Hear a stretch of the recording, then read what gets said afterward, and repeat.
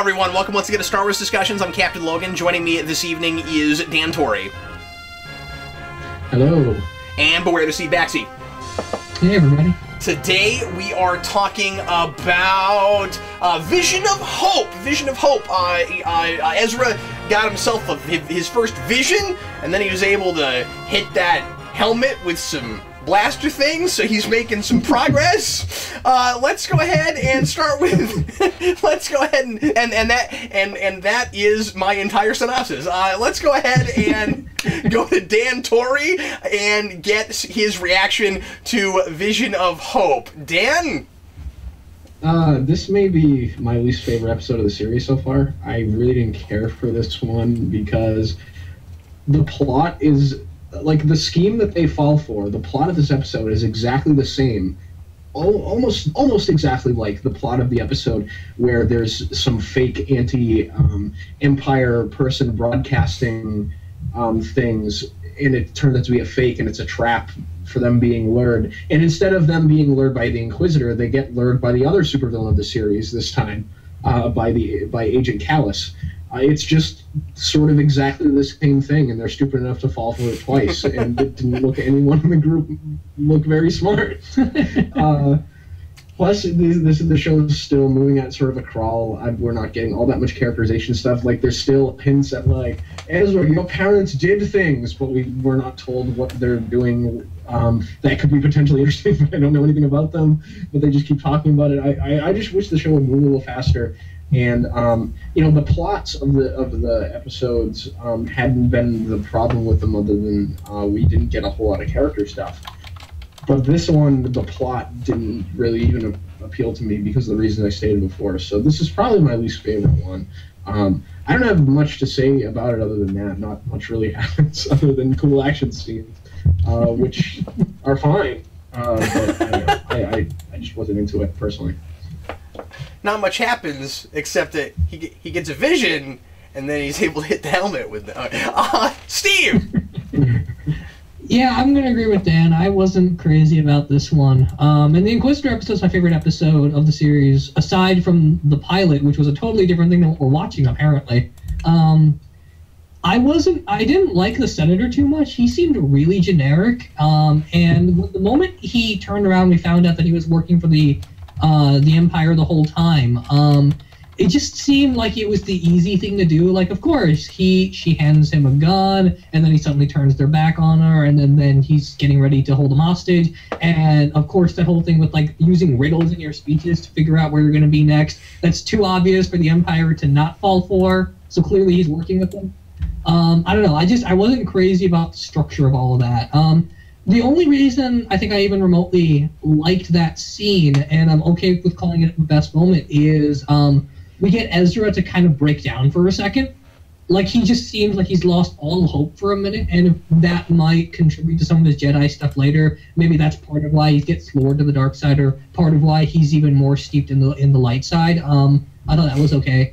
Although even worse than the treachery of Travis was Chopper. I hate that droid. That droid is one of the most insufferable characters on the show. He's almost as bad as Barbara and Laurel. No, he's not. That's not that bad. He's just a jerk. Every time he does something, it's You're only to being make people frustrated with hyperbolic. him. Well, yeah, but if you live with those people and you were a droid, you might do some of the same thing. No, I'm with you. I did think that when he He waved... almost chopped off Kanan's head. I did think that when he waved at the stormtroopers, that was pretty funny. Yeah, I guess that was okay. I don't know. It just seems like every time he's on screen, he's just doing something to antagonize someone else, and it's not funny, and it's not likable. Yeah, fair enough. I want to add, too, about the Senator. I thought it was hilarious that they acted like he was all brilliant for finding this, like, secret place to hold meetings when it was a giant former Republic government building, which would be the first place you would find a senator. Yeah, there's a lot of that. Obvious place to hold secret meetings of all time. Yeah, there's a lot of pretending like the politics are sophisticated, and boy, I feel like I'm repeating myself a lot with things that I say on some like regular primetime shows, and now we're with a cartoon show and we're complaining about it, and it's a cartoon show. But when the show started, it seemed like maybe it was smarter than that, and like it would be a show that adults could watch and appreciate as well as kids, not a like really watered down Disney-ish kids show, and that's what it has really turned into, especially with this episode. Mm-hmm. Yeah.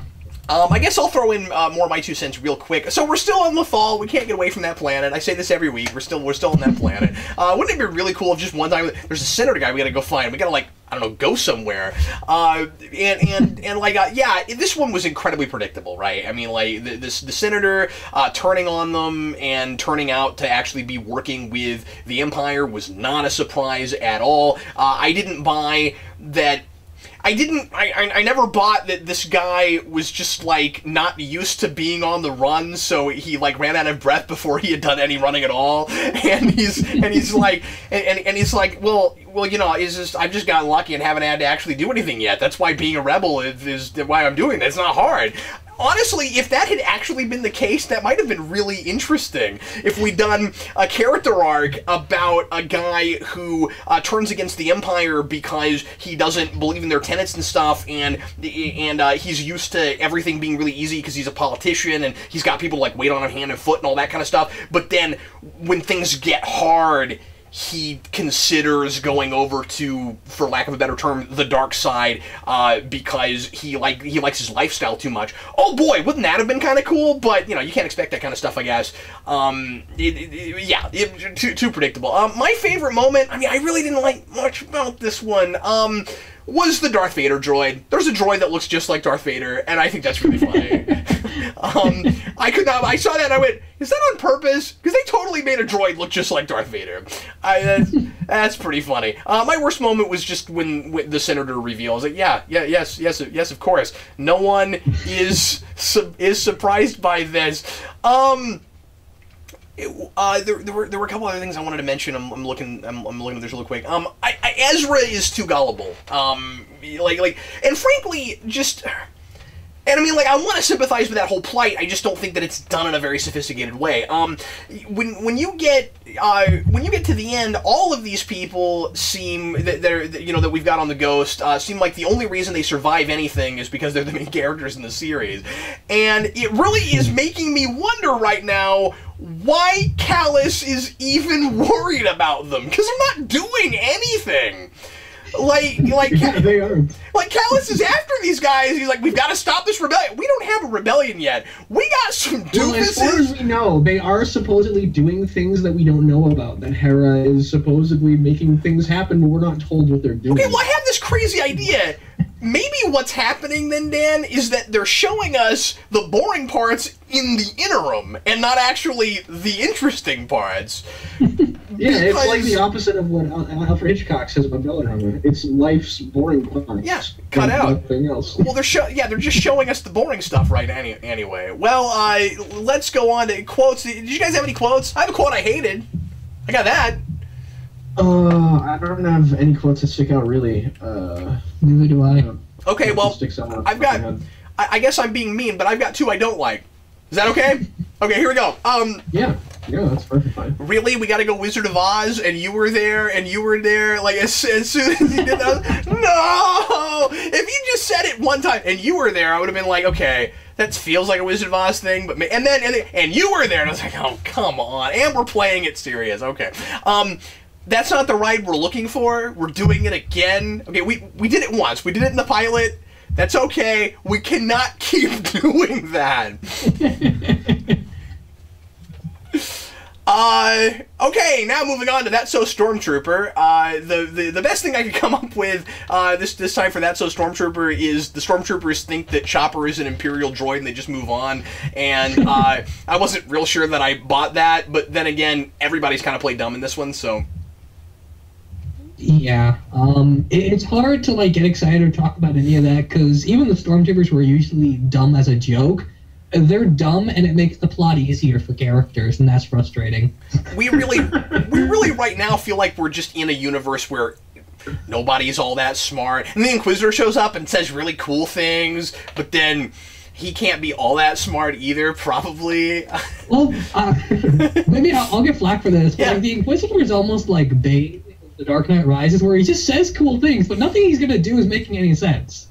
Okay, look, Steve, you need to stop saying things that make everybody quit watching. Okay, you gotta.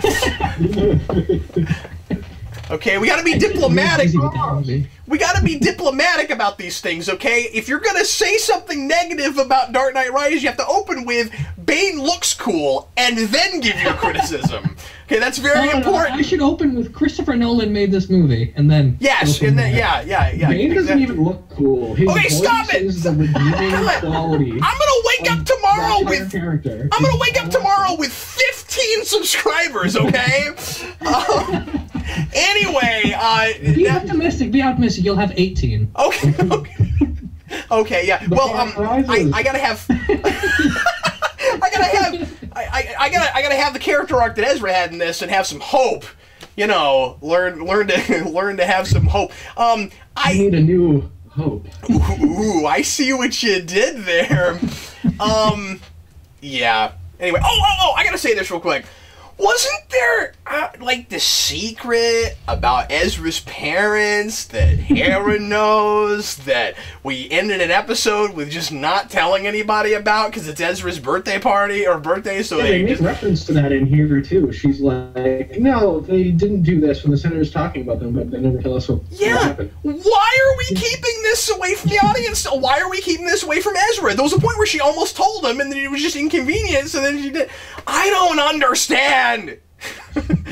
Are we ever going to... interested to see what the comic book that Wiseman is doing for Marvel about Kanan will be like, because I know he's a better screenwriter than this. Like, he did Spectacular, and he's written some other things I really like. People like Gargoyles, so I didn't really watch that show. But some of the other stuff he's written I really liked.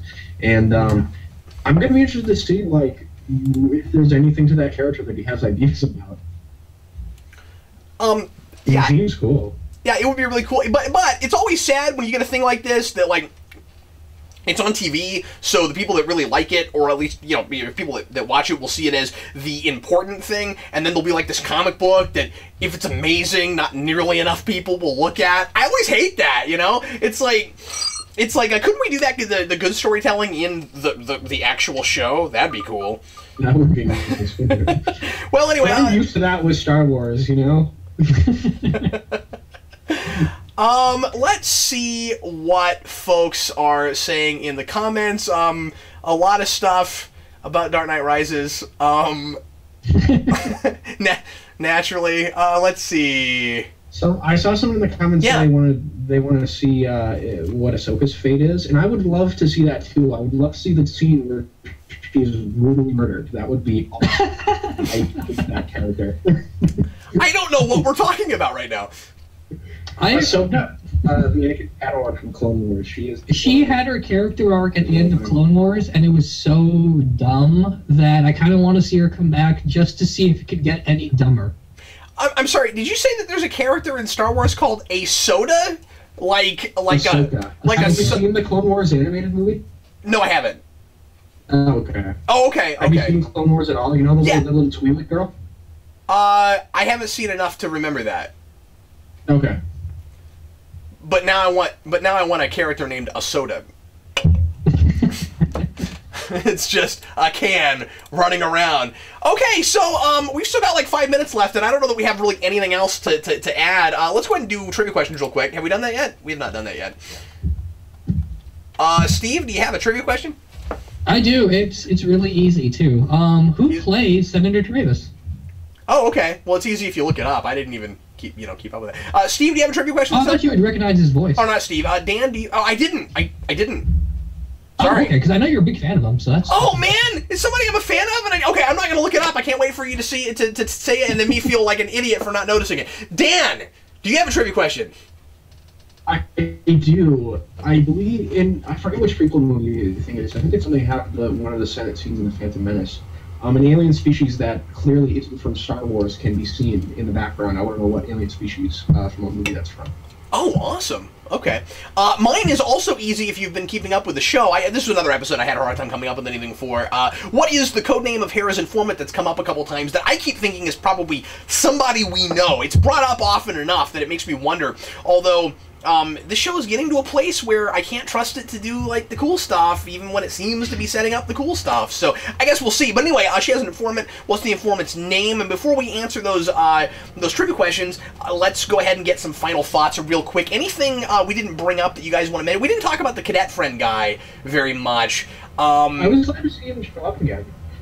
Yeah, I guess I'm remembering that episode wrong, because I thought that it was set up to where he was, like, working with the Inquisitor or something.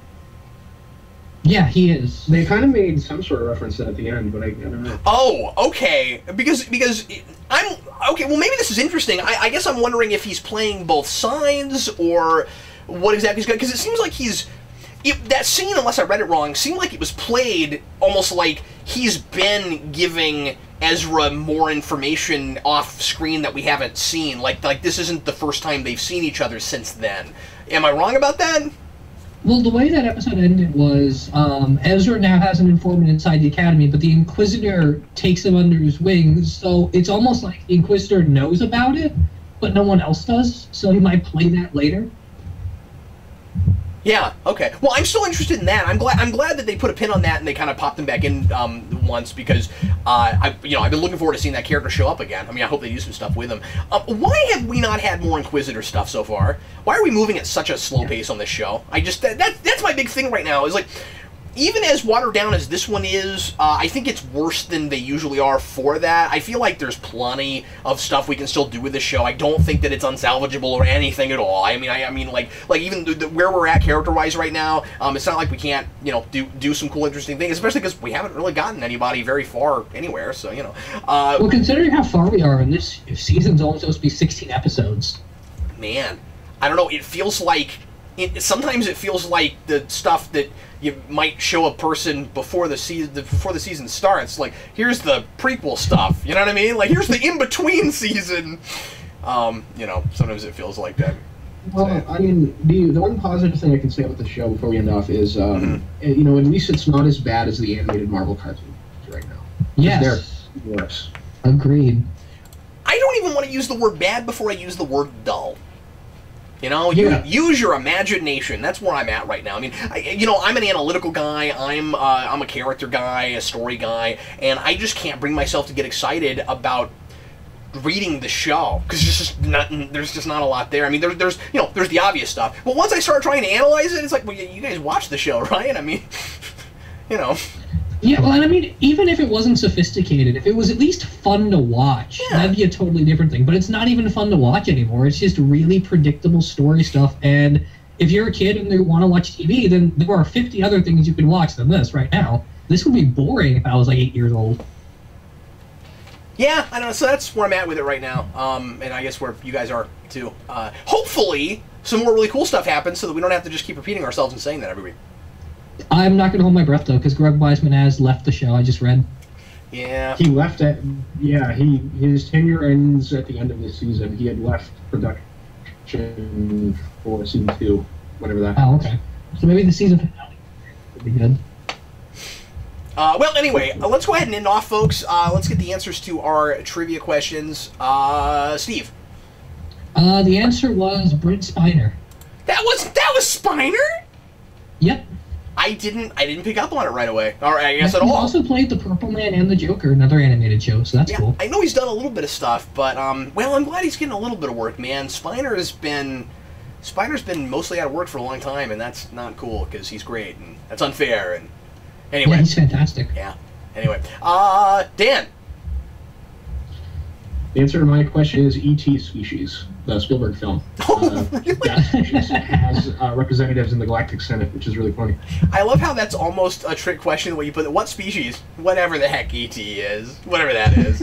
That's the species. The answer to my question is Fulcrum. And I'm still hoping that at some point we get to see that guy, because they keep teasing it. So anyway. Wasn't it the bad guy organization in Chuck? Yes. Yes, it was. Oh, okay, that's where I know where it's from. Yeah, I also knew it because it's a word that I know. Oh, okay. Everybody, I remembered it being used as a code name for something else. I couldn't remember what. Yeah, that's what it was, Steve. Good job. Anyway, everybody, thanks always for watching. We sure appreciate it. We'll see you again next week with some more Star Wars. I am Captain Logan, and this was Dan Torrey. Thanks for watching, everybody. And beware the Steve Baxi. Bye, guys. Thanks for watching.